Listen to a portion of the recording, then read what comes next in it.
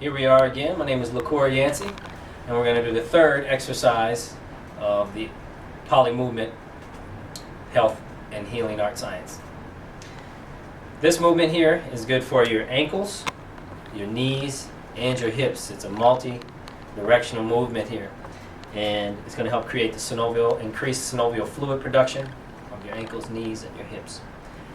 So how we start with this one, first you're going to start with a heel and toe movement, I call it. Okay, this movement is also called the grounding movement. Okay, so heel and toe. So as I go up on one toe, I go up on the heel on the other foot.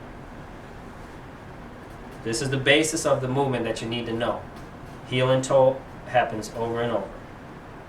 From the side, what that looks like: toe, heel, toe, heel. From the back, toe, heel, toe.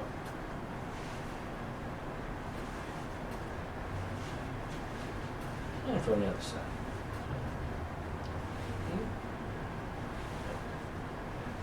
Heel. Good. Very good. And it's important to understand that that is the foundation of the movement, but the actual movement is in how we're going to pivot our feet. You get the rotational, inward rotation and outward rotation of the hips. Okay? Feet are going to be about shoulder width apart. Now I'm going to go up on one heel and one toe. I'm going to pivot my toes together. And I'm going to pivot my toes out. Toes together, toes out. I'm going to switch.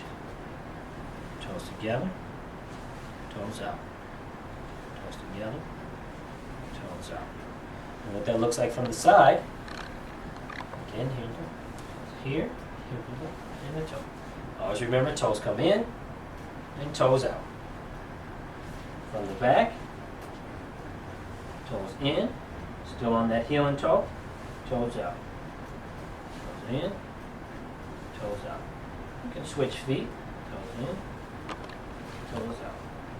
Toes in, toes out. Good. One more time from the side. Toes in, toes out. Pivoting on the heel and the toe.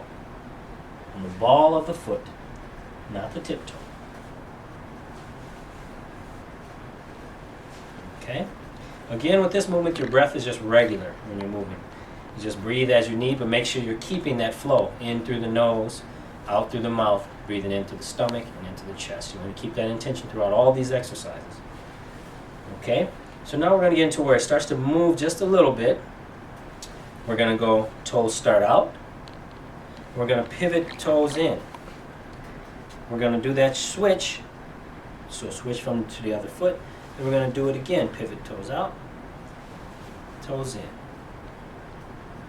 Now we're going to go back. Toes out, toes in. Toes out, toes in. Toes out, toes in. Toes out, toes in. Toes in. Let's do this one from the back. Toes out. So just going to do one on each way and come back. Again, here.